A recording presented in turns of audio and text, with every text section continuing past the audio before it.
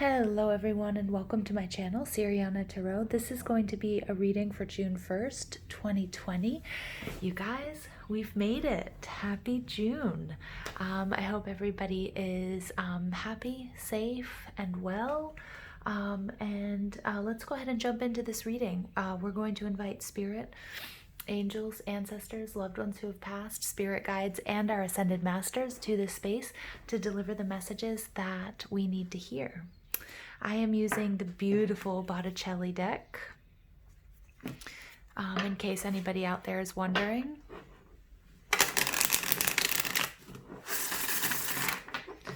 And let's go ahead, let's see what messages we have for the collective for all signs for June 1st, 2020.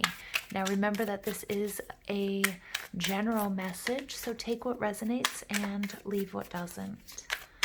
Messages for the collective. All signs, June 1st, 2020.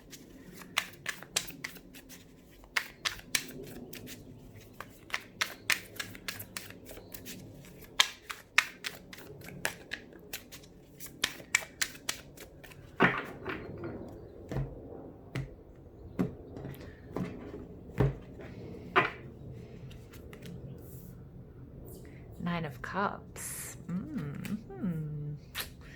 Six of Cups. Knight of Swords. All right, Page of Pentacles. Overall energy here is the Tower. Boom, crash, big change, total paradigm shift. So some of you guys are going through some very intense changes, okay? The earth is going through very intense changes.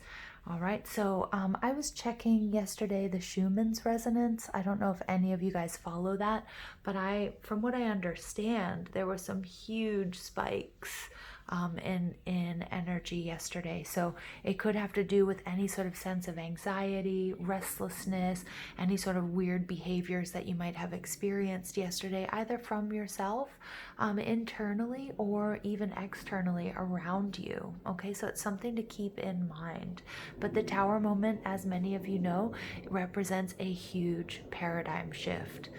Underneath that, we have the Queen of Cups. So this is the importance of staying grounded, emotionally balanced. We have that airplane flying above us.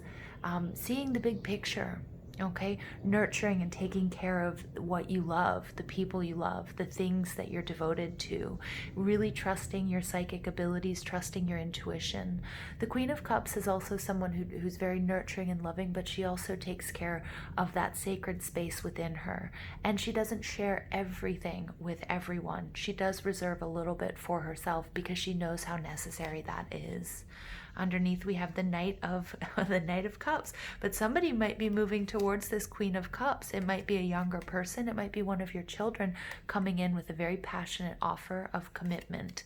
Now, this could be a job, it could be a relationship, or it could be, you're a part of you that's making this, offering this commitment to your daily practice, to prayer, to meditation, to exercise. But because it is loves, because it is the cups, which represents love and emotion for a lot of you, it's going to be about a relationship with someone you love, whether that's platonically or romantically.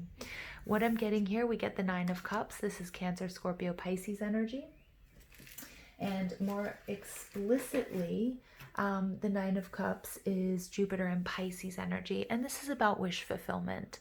This is about satiating what it is you want, getting what it is you want, what it is you need. But I am getting that Spirit's asking you to be very careful here, to watch. Be careful what you wish for.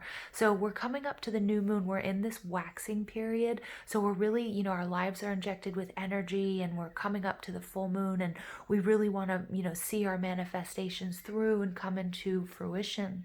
But what I'm getting is, for a lot of you, with the Six of Cups in reverse, which is more water energy, Cancer, Scorpio, Pisces, but more explicitly, it's Scorpio energy. This is about, be careful that you're not too anchored in the past, or you're not clinging on to something from the past, because when you're clinging on to something from the past, or something that's unhealthy. Okay, it can even be in the present, because for some of us it's going to be food and drink, or it could be a person or a relationship. It's probably the exact thing that we need to let go of. And just in my meditation and when I was preparing for these readings today, I really did get, this. There's a phrase from Buddha that says, "What you leave empty will be filled with grace, or filled by grace." And I love that. And I really feel like this has a lot to do with this reading today, that there's going to be a big shift. There's something that you really do, like you have to go with the flow. Don't resist. Don't try to control. Be careful what it is you want, because again, some of us might be clinging on to things that are unattainable, or we might be clinging on to something or someone from the past, or even in the present, that we need to let go of. And I know you guys have heard me say this many a time before, but when we release someone or something, we surrender, we release that control. It doesn't necessarily mean that that thing goes away. Okay, it could mean that it's meant for you, but it's just going to allow everything to flow that much easier. Okay, or you're going to release it, and as Buddha says, that emptiness, that void will be filled with grace.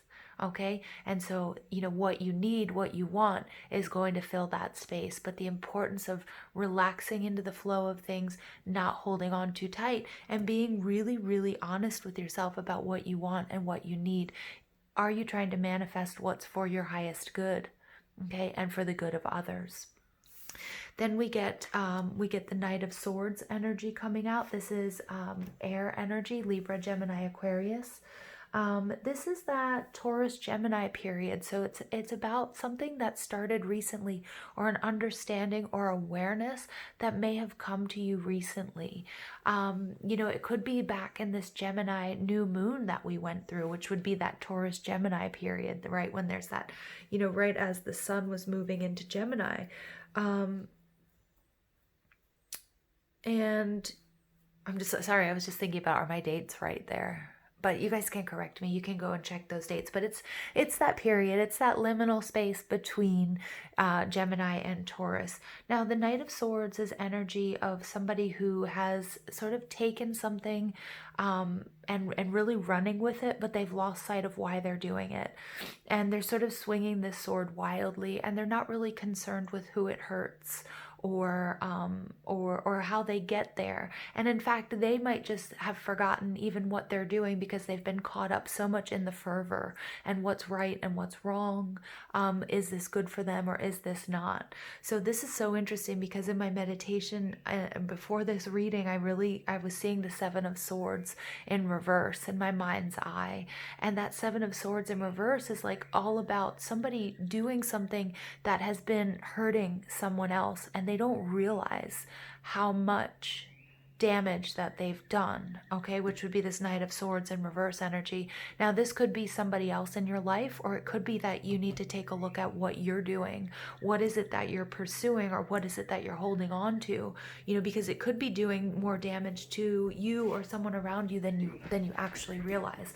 But you use your intuition. Is it somebody else? Is it an energy you're observing, or is it something that you're doing? Because the Seven of Swords in reverse energy is like about laying it all out on the table, having to have this conversation, saying, you know what, this hurt. This is, looking at your traumas, looking at, being really open and honest, because somebody might not even realize what they're doing and the impact that it has on you, and vice versa. Okay. Now, this person is somebody who's constantly reacting. They're not in control when we see the Knight of Swords in reverse. There's a sense of like, they're unwilling to listen, or to understand, or to see, okay, because they're so caught up in this tunnel vision, or with their dogma. And so like even the communication, I'm saying, is confused in a way, because they're just reacting. They're not coming from a calm and settled, balanced place, and it's just sort of this chaotic energy. Okay, so it is really important, if this is somebody in your life, that you think about a way to approach them, to make them hear. how their actions and behaviors are affecting you. And if it doesn't relate to somebody in your life, then it's like giving yourself a timeout and giving yourself a really good, honest, hard look at what's not working for you. Okay, I hope that didn't get too confusing. I know I just sort of got all these messages really quickly coming in, which would make sense, and kind of confused, which would make sense as well with this Knight of Swords energy. But the energy that's showing up as sort of the ultimate energy in this reading is the Page of Pentacles. And the Page of Pentacles is really all about springtime. So for those of us in the Northern Hemisphere, it's now. It's spring, and it's about starting a new journey. The Page of Pentacles plans, prepares, is the epitome. I mean, he is like, you look up in the dictionary, organized, and that's the Page of Pentacles. Someone who's taken a lot of notes, they've dotted all their I's, they've crossed all their T's, and they're ready and willing to start a new journey, whether that's education, whether that's a health regimen, you name it. It could have to do with finances, it could be a job, it really could be anything. And he's taken a good hard look at that pentacle, and he knows now where he wants to invest it, and he sort of has that fun energy, and he, that charisma and that desire to start this new project or start this new relationship. Okay, but there is some stuff here that needs to be worked through. There may be some control issues on your part, or maybe even someone else's part, and there's a need here to really gain clarity about what is best for you and everybody involved in this situation. Okay, so I'm going to go ahead and pull Queen of the Moon Oracle. I don't use this deck very often, but it's equally as beautiful.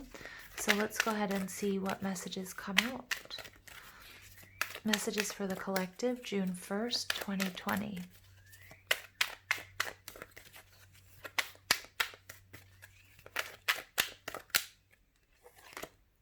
You get realization, waxing crescent moon. So wow, we are in that waxing moon period a little bit later than this, but this is right now. There's some major download that you've received, some sort of major realization taking place here. Okay, and that's that Tower moment. Ooh. Okay, then you get discernment. We also get the waxing gibbous. Wow, number 10. So the completion of a cycle. So really being able to, this Knight of Swords energy is the opposite of discernment. So if this energy is something internal for you, Spirit's asking you to really take this energy, to take a really good hard look, an analysis, but logical. Pull yourself together. That's what I'm getting. Pull yourself together, man. But really try to be grounded. Okay? Try to get some clarity here, because it's really important that you're not impulsive. It's really important that you're not just reacting. Some of you might realize that you have a leaky aura, and you're allowing other people or world events to really infiltrate you and create some sort of chaos within. And that chaos is not allowing you to see clearly. Okay, so Spirit's saying it's really important, this realization, discernment at this time, because there's something brand new that wants to start for you that has a real possibility for success. Okay, and then you get fear, waxing gibbous too. Wow, so we got all 3 waxing moon cards popping out here. Whoa, I love that. Fear. So you're going to have to, some people around you, their reactions are fear-based. For others of us, it's again going back to what is that we're clinging to. What is it that we are fearing to lose? Because that is the key. And we see this key door, that's the key to understanding what it is you need to release your grip on. Okay? Whew, you guys. This is heady. This is a heady reading. Whew.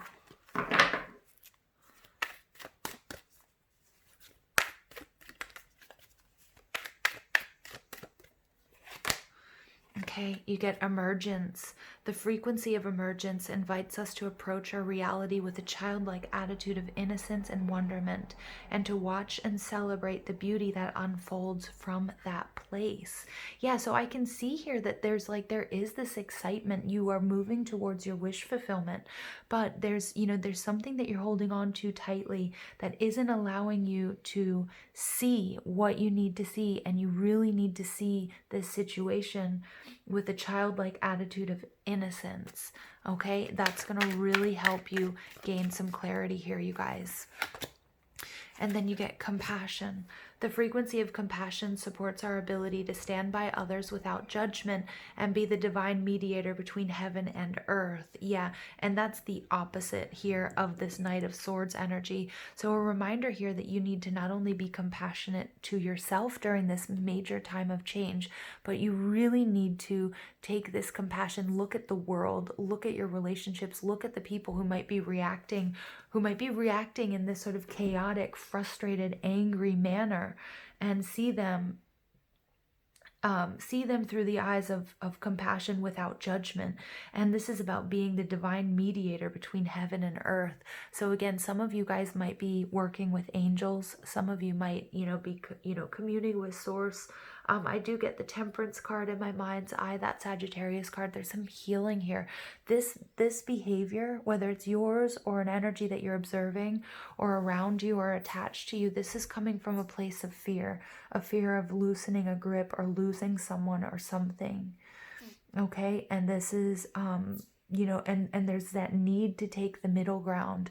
If this is not your energy, don't let yourself be pulled out of this sacred space that you are in. Okay, if that makes sense, don't let this, and it's going to be hard because this energy is very imbalanced, and you might be being attacked verbally. You might feel like you're under attack. You might need to do some protection spells or work with stones. Not that I'm saying somebody's coming after you or anything like that, but I think it's really important that you need to step back. When that airplane flew over, the message I got was you need to see the big picture. So you need to sort of like pull your dog out of this fight. You know what I mean? Because that saying, I don't have a dog in this fight. You might, and it's time for you to pull your dog out of this fight. I know it's such a horrible, I hate dog fights. But it's such a horrible analogy or vision that I'm getting, but that's the message, because there's some healing that needs to take place. This is like petty. This is something that's distracting from the bigger picture and from what you really need to be focused on. Okay. So the rest of this card says earth, spirit, and matter, so that unconditional love can flow from source through our heart and into the world. Yeah. And believe me, the world needs that right now. Okay. The world definitely needs that right now. You might be in a relationship or a family situation or a work environment that also needs that. And for my light workers and my healers out there, it's really important that we ground and we hold space for others at this time, and don't get pulled in. Okay. Do not get pulled in to, being a part of this, but stand in unconditional love, because there's a lot of healing that's needed at this time in the world and in your personal life. Okay.